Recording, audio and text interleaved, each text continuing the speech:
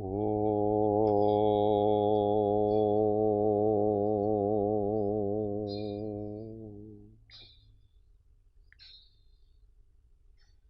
नमो अरिहन्ताणं नमो सिद्धाणं नमो आयर्याणं नमो उवज्झायाणं नमो लोये सव्वसाहुणम् एषो पञ्चणमुक्कारो सव्वपावपणासनो मङ्गलाणं च सव्वेसिं परमं हवै मङ्गलम् ॐ नमो अरिहन्ताणम् महादेव्या कुक्षिरत्नं शब्दजितरुवात्मजं राजचन्द्रम् अहं वन्दे तत्त्वलोचनदायकं प्रभुतत्त्वलोचनदायकम्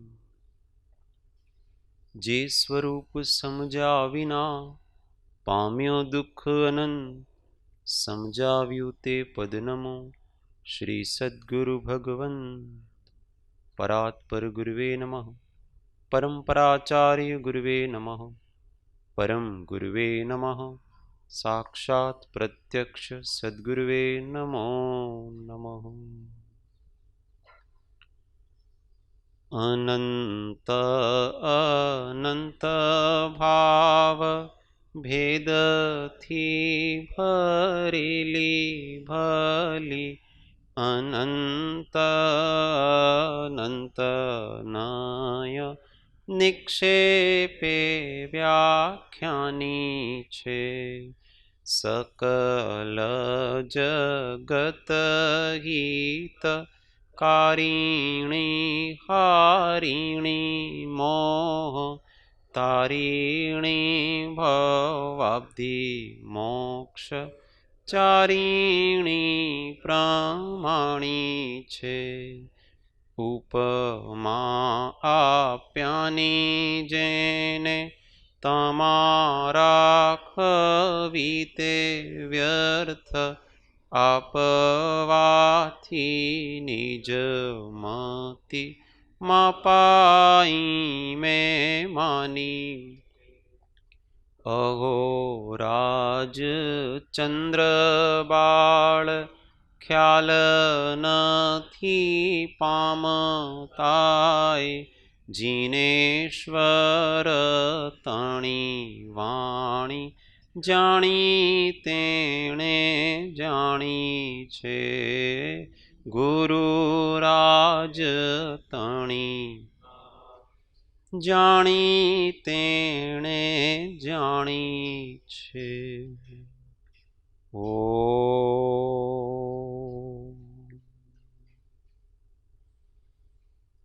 जय सद्गुरु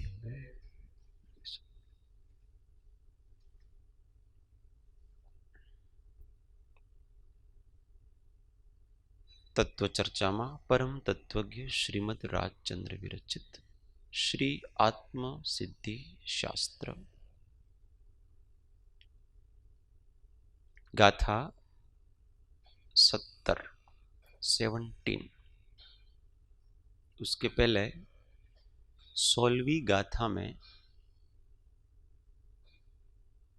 प्रत्यक्ष सद्गुरु योग थी स्वच्छंद ते रोकाय अन्य उपाय कर्या थकी प्राय बमणो थाय उसमें अन्य उपाय ऐसा शब्द आया तो किसी ने प्रश्न किया था अपने यहाँ का नहीं बाहर वाले अन्य उपाय में कौन क्या क्या ऐसा प्रश्न अन्य उपाय का मतलब क्या तो कल पूरा स्वाध्याय इसी पे हुआ था पर उन्होंने बराबर सुना नहीं तो हाँ तो अन्य उपाय का मतलब लक्ष्य के बिना अन्य साधन किए जैसे कि आत्मज्ञान प्राप्त करना है तो वो शास्त्रों के पीछे पड़ गया कि मैं ये शास्त्र पढ़ लूंगा तो आत्मज्ञान हो जाएगा कि वो पढ़ना बाकी रह गया तो उससे हो जाएगा कि बड़े बड़े शास्त्र पढ़ लेंगे तो वो इस प्रकार से वो ज्ञान प्राप्त करना है तो शास्त्र के पीछे भाग रहा है अथवा मैं ये व्रत कर लूंगा तो मुझे आत्मज्ञान अथवा मोक्ष प्राप्त हो जाएगा, अथवा यहाँ की तीर्थ यात्रा कर लूंगा तो मुझे हो जाएगा। इस प्रकार से ये अन्य उपाय साधन है, परंतु मूल को लक्ष्य में रखे बगैर वो उन साधनों को बढ़ाता जाता है। तो ऐसे बहुत सारे अन्य अन्य उपाय हैं, तो उनको करने से वो अभिमान आदि ही बढ़ता है, मूल जाता नहीं है दोष। ऐसा सामान्य लेना। 70 नंबर ने गाथा। स्वच्छंद मत आग्रह तजी वर्ते सद्गुरु लक्ष्य समकित तेने भाखियो कारण गणी प्रत्यक्ष समकित तेने भाखियो कारण गणी प्रत्यक्ष। अब कहते हैं स्वच्छंद मत आग्रह तजी वर्ते सद्गुरु लक्ष्य। स्वच्छंद मत अपने मन के अनुसार करना वो स्वच्छंद, अपने मत के अनुसार सोचना उसका नाम मत। आग्रह तजी उन दोनों का आग्रह छोड़ करके वर्ते सद्गुरु लक्ष्य, जो सद्गुरु के लक्ष्य उसके अनुसार जो करता है। अभी पहले अपन गाथा का अर्थ करते हैं, इसका बाद फिर अपन उसका विशेषार्थ करेंगे। तो यहां लक्ष्य का अर्थ है उसकी दृष्टि। ऐसे समकित तेने भाखियु कारण गणी प्रत्यक्ष, तो उसको सम्यक दर्शन कहा है। कारण गणी प्रत्यक्ष, प्रत्यक्ष कारण को देख करके। किसने कहा है? भगवान ने उसको सम्यक दर्शन कहा है, क्योंकि प्रत्यक्ष उसका कारण वो है। सम्यक दर्शन होने का प्रत्यक्ष कारण अर्थात साक्षात कारण है वो सद्गुरु की दृष्टि है, गुरु गम है। तो स्वच्छंद मत आग्रह तजी वर्ते सद्गुरु लक्ष्य। कल अपनों ने वो गीत भी गाया था, बहुत अच्छा इसके ऊपर। गुरुदेव आपकी नजरों से निज को निहारा है। वो वही बात है, इसमें भी कोई बहुत बड़ी बात नहीं है। उसके लक्ष्य से जो जो भी वर्तन होता है तो वो सम्यक दर्शन है। सम्यक दर्शन के बहुत से प्रकार हैं, सम्यक दर्शन के प्रकार नहीं है, उसके स्तर हैं अलग अलग प्रकार के। जैसे 751 में 3 प्रकार के सम्यक तो बताए। सम्यक तो एक ही प्रकार का, पर कोई कारण है, कार्य है, इसकी अपेक्षा से उसमें अंतर पड़ जाता है। तो एक तो सम्यक्त्व का प्रकार ऐसा है कि पहला प्रकार जो आज्ञा की अपूर्व रुचि, स्वच्छंद निरोधपणे आप्त पुरुषनी प्रतीति, ये उसका एक पहला प्रकार है। अभी वास्तव में तत्व भाव रूप से, परमार्थ रूप से उसको अनुभूति तो नहीं हुई है उसकी, परंतु उसको जिनको अनुभूति हुई है उनके ऊपर और उनकी बात के ऊपर उनको बहुत दृढ़ विश्वास, और उनकी आज्ञा के अनुसार वो प्रवर्तन करता है। जैसे जैसे गुरु ने अथवा भगवान ने अथवा शास्त्र की आज्ञा है उसके अनुसार वो अपना जीवन को ढाल रहा है। स्वच्छंद निरोधपणे आप्त पुरुषनी प्रतीति आज्ञानी अपूर्व रुचि। बहुत जोरदार बात देखिए, ये सद्गुरु लक्ष्य। आज्ञा भंग नहीं होनी चाहिए बस। मोक्ष मार्ग में प्रवर्तन बेनो छे। कोनो कोनो? એક તો આત્મજ્ઞાની અને એક આત્मज्ञानीના आश्रयवान। तो यहाँ आश्रयवान का समझ ऐसा समझना कि आज्ञा स्वीकार की है। हो सकता है पूरी आज्ञा के अनुसार चल नहीं पा रहा है, वो तो सब थोड़ी चल पाते हैं, परंतु चल नहीं पाने का भी उनको अंदर से खेद रहता है कि भाई मैं आपकी आज्ञा के अनुसार अभी नहीं कर पा रहा हूं, पर विश्वास है कि તમે જે કર્યું અને તમે જે દશામાં છો અને તમે જે કહો છો એ સાચી જ વસ્તુ છે। ये एक प्रकार का सम्यक दर्शन है। फिर क्या हो जाता है कि स्वच्छंद अपने आप चला जाता है। निश्चय नहीं होता है ना सामने वाले व्यक्ति का, तो हमको उनके बातों के ऊपर संशय रहा करता है, विश्वास नहीं होता है, डगमग डगमग होता है विश्वास कि यार कभी तो ऐसा है ना, कभी वैसा है ना, है भी कि नहीं, वो जो बात कर रहे हैं उससे अपना कल्याण होगा भी कि नहीं होगा। और कभी कभी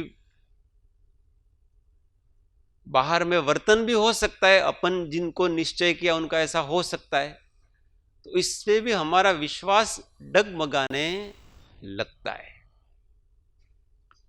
परंतु जिसने किसी को सत्पुरुष की बात कर रहे हैं हृदय से स्वीकार किया है, बुद्धि से नहीं, परंतु अगर हृदय से स्वीकार किया है तो उसके ऊपर कभी भी विश्वास नहीं जाएगा, आपका अंदर से नहीं जाएगा। उसके प्रति प्रेम सद्भाव ये कभी खत्म नहीं होंगे। और केवल हमने बुद्धि से स्वीकार किया है तो कदाचित विचित्र प्रकार का उदय अथवा कुछ ऐसा हो जाए अथवा कोई मतभेद हो जाए तो विश्वास टूट जाता है। विश्वास टूट जाए तो सामने वाले को तो कोई दिक्कत नहीं है, आचार्य को अथवा गुरु को तो उसमें कोई दिक्कत नहीं है, परंतु सामने वाला जो शिष्य है वो आज्ञा के बाहर हो जाता है, फिर उसमें स्वच्छंद आने लगता है, क्योंकि भी वो आज्ञा में तो रहा ही नहीं ना। जब तक ऐसी प्रतीति थी कि ये जो कह रहे हैं, ये जो कर रहे हैं वो सब बराबर कर रहे हैं, योग्य है, और इनके मार्ग में मैं चलूंगा तो धीमे धीमे धीमे मुझे आत्म तत्व का संवेदन होने के चांस पूरे के पूरे हैं, उनकी दिशा बराबर है एकदम, और उनकी अंतरंग दशा भी वैसी है, ऐसा विश्वास है। और जब डगमगाने लगा तो फिर आज्ञा भी टूटती है, अपनी दशा भी गिरती है, और फिर स्वच्छंद से आचरण करने लग जाते हैं। इसलिए मोक्ष मार्ग में देव, शास्त्र और गुरु इनकी विवेक से परीक्षा करना, परंतु हृदय से उनको स्वीकार करना। विवेक में बुद्धि और हृदय दोनों आ जाते हैं। कभी कभी ऐसा होता है ना कि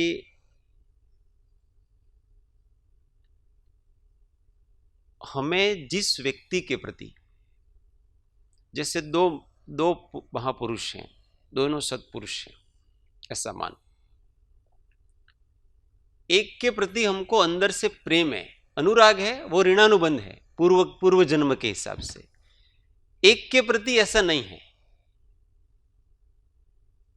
अब दोनों में एक प्रकार का दोष उत्पन्न हुआ, एक ही प्रकार का दोष उत्पन्न हुआ, तो जिनके प्रति हमको अंदर से प्रेम नहीं है ना, उनके प्रति वो दोष हमको ज्यादा दिखता है, बड़ा दिखता है वो दोष।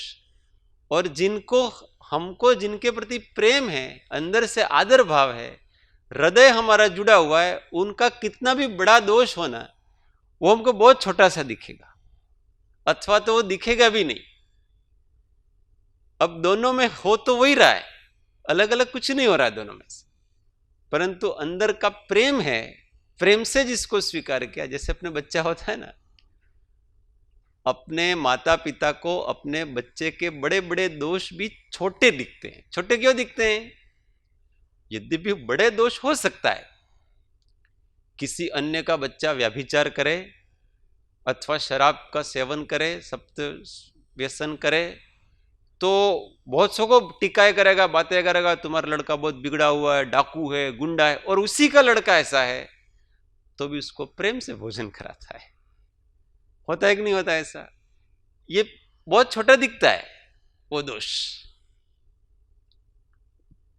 उसी प्रकार से वर्तमान काल में निर्दोष व्यक्ति हमको नहीं मिलेंगे। ऐसे युग प्रधान आचार्य अथवा एकदम निर्दोष कि जैसे शास्त्र में कहा है वैसा का वैसा चर्या पालने वाले, ऐसे भी बहुत कम मिलेंगे अपने को। और लोग क्या है कि फिर बुद्धि से उनकी परीक्षा करने जाते हैं। ये पुस्तक में ऐसा लिखा है, आप वो पुस्तक में लिखा है वैसा नहीं है, तो भाई ये तो कोई साधु नहीं, ये गुरु हो सकते नहीं। तो भाई ऐसा नहीं, अब थोड़ा दिल से उन लोगों के पास जाओ तो पता पड़ता है कि इस विकट कली काल में भी जो जिस प्रकार से वो इस निर्ग्रंथ परिपाटी को निभा रहे हैं, कैसे निभा रहे होंगे। चली आ रही है, हमको देखने मिलती है, तो किस प्रकार से देखने मिलती है, किस परिस्थिति में, किस प्रकार से। तो हृदय की आंखों से करेंगे तो हमको प्रेम होगा, तो कोई छोटी मोटी चीज गड़बड़ भी हो गई ना तो चलता है। पर हम हमारे बुद्धि को ही केवल लेकर जाएंगे, और कौन सी बुद्धि? शुष्क बुद्धि। उसको लेकर के जाएंगे तो किसी के प्रति प्रेम प्रकट नहीं होगा, तो छोटा सा दोष होगा ना वो बहुत बड़ा दिखेगा। ऐसे देखे जाते हैं सब। यहां एक व्यक्ति आए,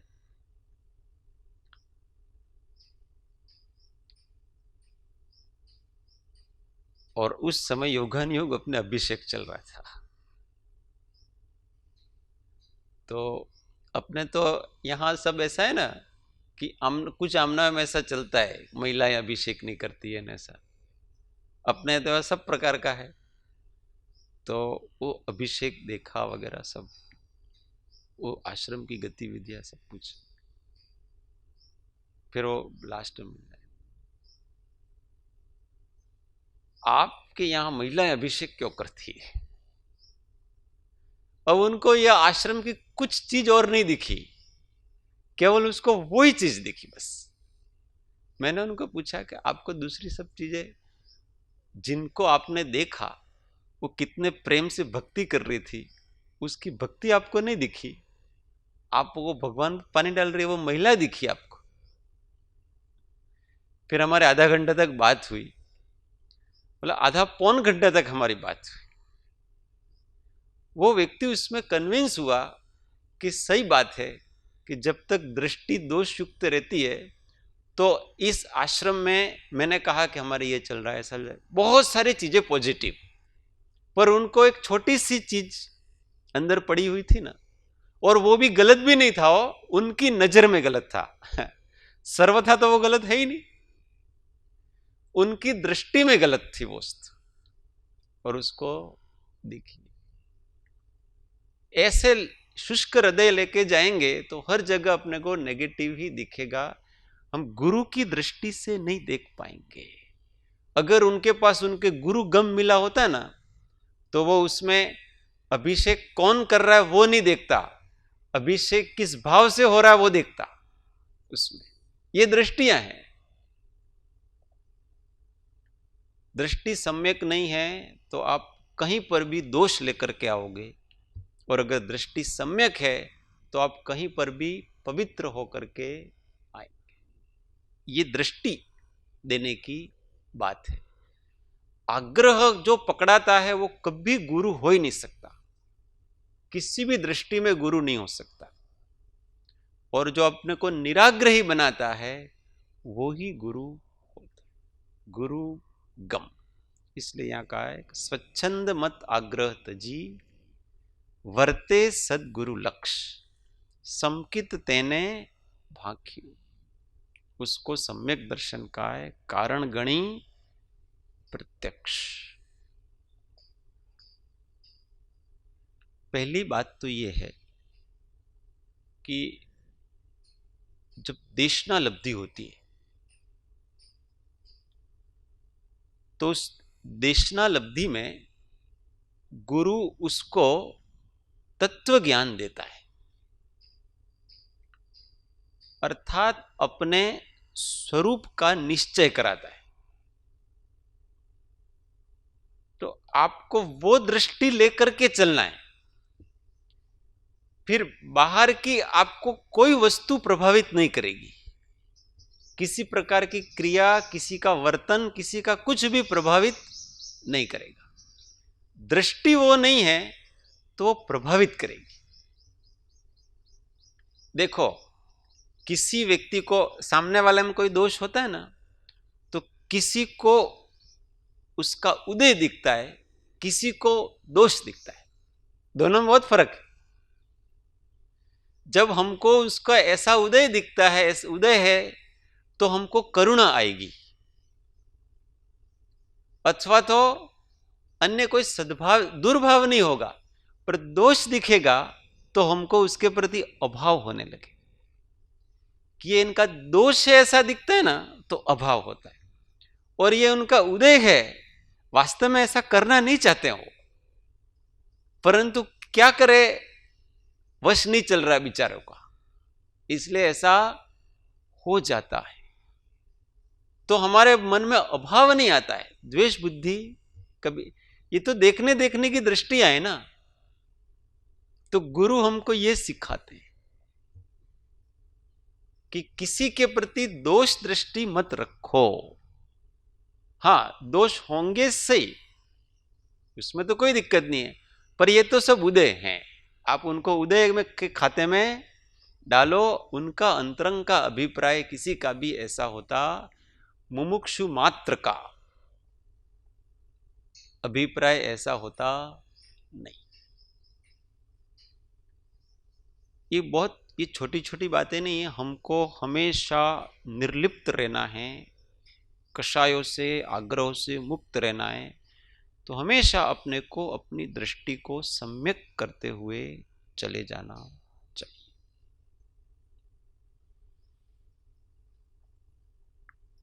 जहां कहीं भी हमको दोष दिखता है और दोष देख करके अगर अभाव जागता है तो वो दोष दृष्टि है, वो हमारी गलती है, सामने वाले की गलती नहीं। किसी के प्रति हाँ मध्यस्थ भाव हो, इसमें कोई दिक्कत नहीं। दोष दृष्टि होना, अभाव होना और मध्यस्थ भाव होना, इन दोनों में बड़ा अंतर है। अभाव में तो द्वेष हो जाता है, औरती हो जाती है, अच्छा नहीं लगता है। और मध्यस्थता में क्या होता है कि कोई दोष है और उसका दोष जा नहीं रहा है, तो हम उसको आदर्श तो नहीं बना सकते ना, हम उसको बहुत समागम नहीं करना, बहुत परिचय नहीं करना, बहुत घनिष्ठता नहीं करना, उससे क्या करना, उनके कर्म उनके साथ, ऐसा करके अपने मध्यस्थ हो जाना चाहिए। पर हृदय में अभाव पैदा नहीं होना चाहिए, हृदय भरा भरा सा रहना चाहिए। ये चार भावनाएं सम्यक दृष्टि में विकसित हो जाती हैं। ये सब जीने के सूत्र है। हमको होना क्या है, अंत में धर्म क्या है, राग द्वेष से अपने आप को मुक्त रखना। इसके लिए चार भावनाएं हैं कि 12 भावनाएं कि 16 भावनाएं कि निरंतर लाते रहना चाहिए, तो मुक्त रहते हैं। और वो दृष्टि होनी चाहिए। तो समकित तेने भांख्यू कारण गणी प्रत्यक्ष। अब ऐसा व्यक्ति हो सकता है उसको परमार्थ सम्यक तो प्रकट नहीं हुआ है, तो भी अल्प काल में हो जाएगा, थोड़े समय में। जिसको भी परमार्थ सम्यक तो प्रकट होना है, उसको सद्गुरु की आज्ञा की अपूर्व रुचि होती है और होती। सद्गुरु का मतलब यहां देव भी समझ लेना और उसमें शास्त्र भी समझ लेना, दोनों प्रकार से। ये शास्त्र हैं वो भी अपने गुरु हैं। तो आगम की आज्ञा का लोप करने का बहुत बड़ा अपने को भय लगना चाहिए। कोई वस्तु हमको समझ में नहीं आ रही है, पर शास्त्र में लिखा है कि भाई इसका स्वरूप इस प्रकार का है, तो हो सकता है अपने को समझ में नहीं आए, परंतु हमको उसके ऊपर संदेह अविश्वास नहीं करना कि यह शास्त्र में लिखा है। अब बहुत सी वस्तु ऐसे हैं जिसमें शंका जागती है, बड़े बड़े महापुरुषों के आचार्यों को भी जागती हैं। कुंद स्वामी को भी किसी कुछ विषयों में शंका जागी, अश्रद्धा नहीं, शंका जागी उनको, तो वो भी सिमंदर स्वामी के पास गए। हो सकता है अपनी बुद्धि वहां तक नहीं चलती है। अपेक्षाएं तो अनेकांत वाला धर्म है। अपेक्षा समझे बिगर हम क्रिटिसाइज करते रहते हैं, तो क्रिटिसाइज अपने को नहीं करना, अथवा अविश्वास भी नहीं करना। और यहां तक भी अन्य मत मतांतरों में भी हमको सम्यक दृष्टि से उसको समझना, उनकी किसी क्रिया का, उनके किसी लॉजिक का वगैरह एकांत से खंडन भी नहीं कर देना। जिस अपेक्षा से जो है उस अपेक्षा से अपने को समझना चाहिए, क्योंकि सबके अपने अपने शास्त्र होते हैं ना, सबके अपने अपने शास्त्र को वो आगम ही कहते हैं। अपने पुस्तक में एक लिखा है, दूसरे की पुस्तक में दूसरा लिखा, तो वो उनकी दृष्टि से है, उनकी परंपरा से वो सब है। हाँ, उसमें यथार्थता अयथार्थता कितनी है वो सब बात अलग, पर आप दृष्टि से कह रहे हो वो ठीक है।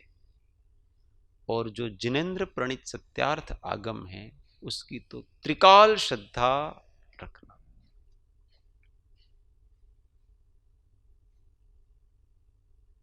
वितरागनो कहेलो परम शांत रसमय धर्म पूर्ण सत्य छे एवो निश्चय राखो। जीवना अनधिकारीपणाने લીધે તથા સત્પુરુષના યોગ વિના સમજાતો નથી। जीवना अनधिकारीपणाने લીધે, हम अधिकारी नहीं है अभी तक। जयचंद जी ने तो, जयचंद जी छाबड़ा, उन्होंने अष्टपाउड में एक जगह बात आई, परीक्षा प्रधानी और आज्ञा प्रधानी, ऐसी बात आई। तो उन्होंने लिखा है कि हम सब परीक्षा करके ही सब चीजें स्वीकार करेंगे, तो ये सब बकवास है। यूं ऐसा शब्द का उपयोग किया उन्होंने। इस काल में लोगों की इतनी शक्ति ही नहीं है कि तुम परीक्षा कर सकते हो। सब चीजें तुम परीक्षा से स्वीकार नहीं कर सकते। हाँ, आपकी जितनी बुद्धि चले उतनी तो आप परीक्षा करो, बाकी को स्वीकार कर लो, बाकी को स्वीकार। ऐसा मोक्ष मार्ग प्रकाशक में भी ऐसा ही लिखा है कि जितने अपनी बुद्धि चले उतनी तो अपने को परीक्षा करनी, अर्थात प्रयोग से उसका सत्यापन करना, अपने अनुभव में लाने का प्रयत्न करना, और जो अनुभव में नहीं आता है उसको मान लेना। सब चीजें अपने अनुभव में थोड़ी आएगी। कोई कहे भगवाने षड द्रव्य कीधा छे पण धर्मास्तिकाय ने अधर्मास्तिकाय तो अमने देखाता नहीं, એટલે અમે नहीं मानी। आत्मा देखातो नहीं એટલે मानिए नहीं।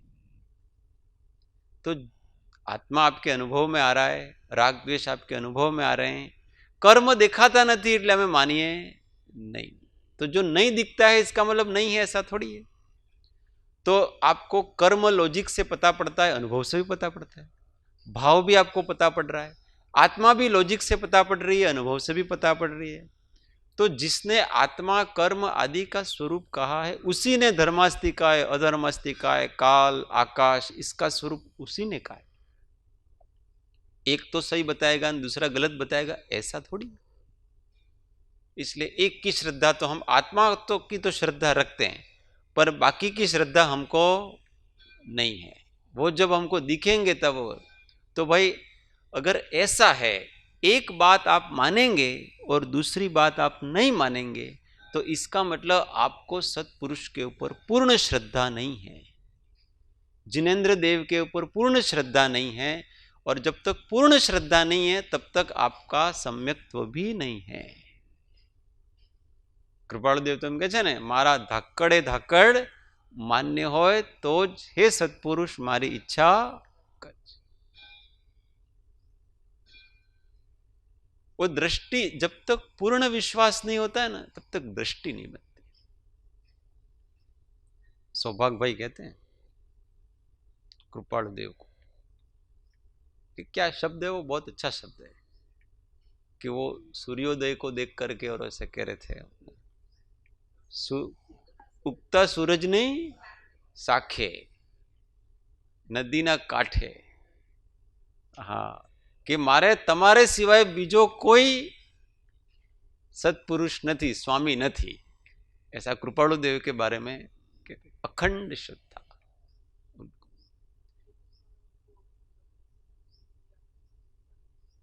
नहीं, ये अलग है। वो तो दो फाट घना दिवस थया, आत्मा ने शरीर बे फाट जेवा जुदा लागे छे, वो एक अलग है। वो तो उनको निश्चय सम्यक्त्व प्रकट होने के बाद, पर ये पहले, तो जब पहले ऐसा होता है, देखो ये सौभाग्य भाई अंबाल, हाँ हाँ,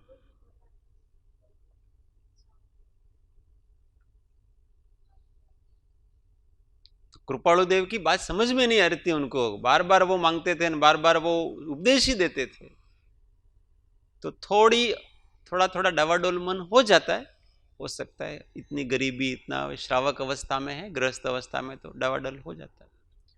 पर जब तक अखंड श्रद्धा नहीं बनाई, वो यूं कहते थे कि भाई ये स्वीकार करो और कालांतर में सब ठीक हो जाएगा, पर विश्वास नहीं आता है ना व्यक्ति को,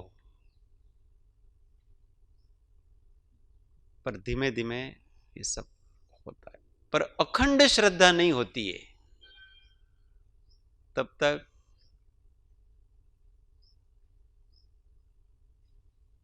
ये तो बहुत कठिन काम है। देखो इन लोगों ने,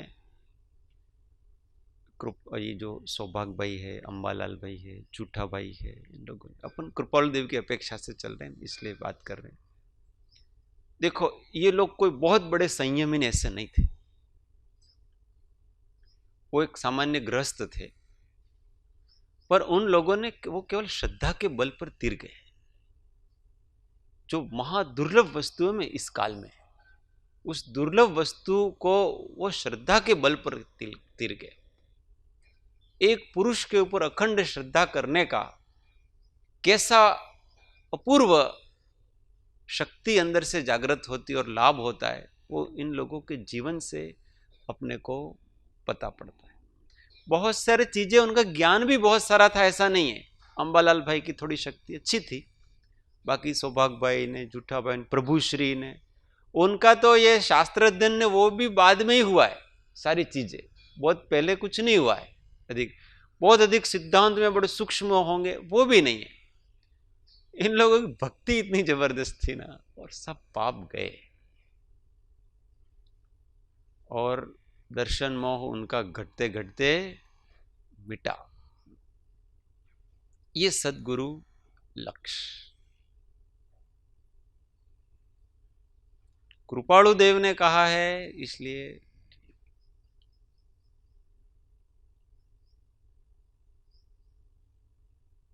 बहुत कठिन काम है ये सब चीजें, क्योंकि कभी कभी ऐसा होता है ना कि आगम आग्रह होए, જાતિ લિંગ વિકલ્પથી આગમ આગ્રહ હોય તેને પણ પદ परमની संप्राप्ति नहीं होय। अभी तो आप कह रहे थे कि सदगुरु में आगम वगैरह सब हो गए, पर सदगुरु मुख्य है। अगर किसी आगम की चीज का भी दुराग्रह हो जाता है तो सदगुरु जैसा कहता है वैसा मानना, ये बहुत कठिन चीजें होती कि नहीं आगम में ऐसा है और फिर आप हमको ऐसा करने के लिए कह रहे हैं, तो ये अलग, वो निकालने के लिए कह रहे हैं, दोष निकालने के लिए कह रहे हैं। बाकी वो क्रिया सही है ऐसा नहीं कह रहे हूं, कुछ ऐसी क्रिया करने के लिए कहता हूं।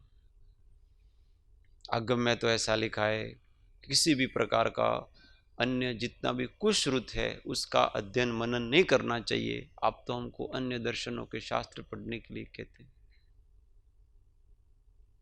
आगम से विरुद्ध हुआ कि नहीं हुआ?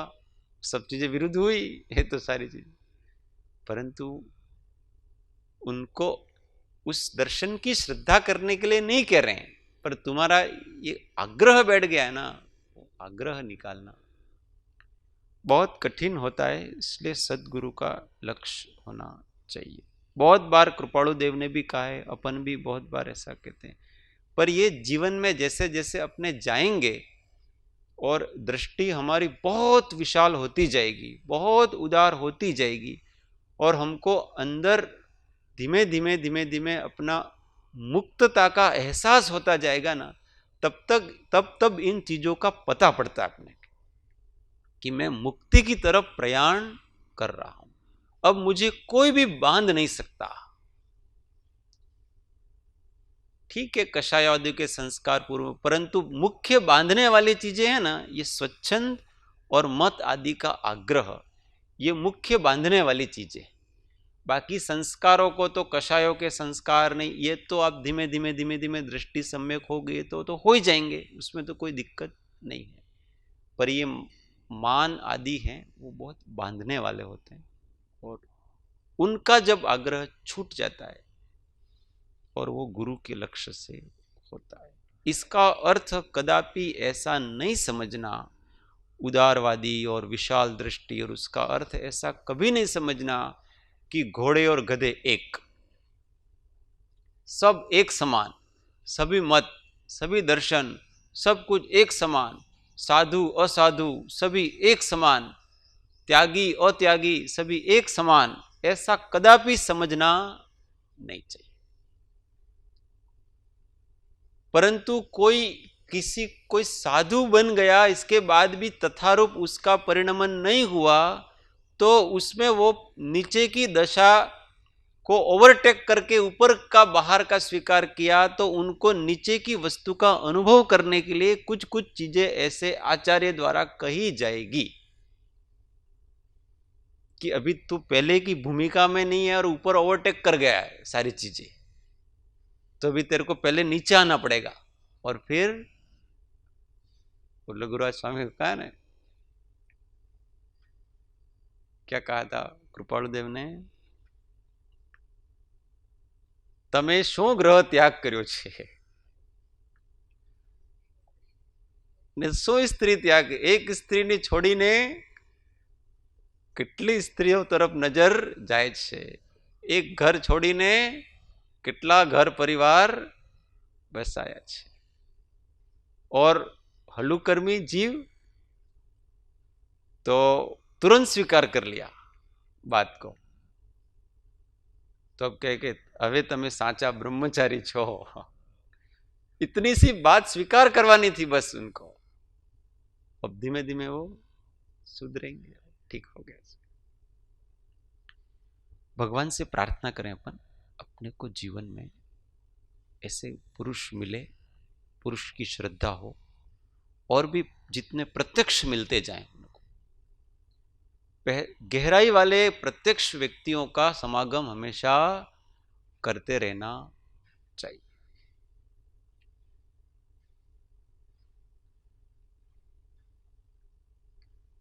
ओ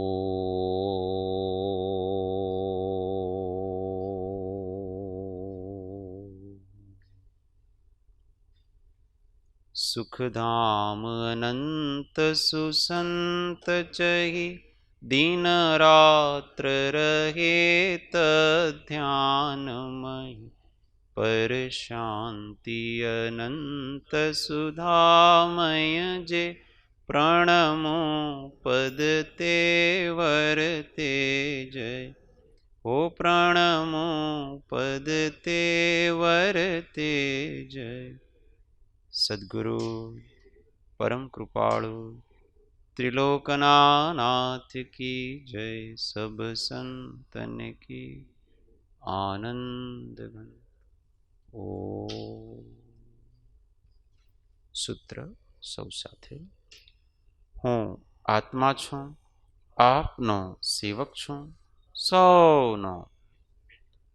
હું આત્મા છું, આપનો સેવક છું, સૌનો મિત્ર। હું આત્મા છું, આપનો સેવક છું, સૌનો મિત્ર છું। ઓ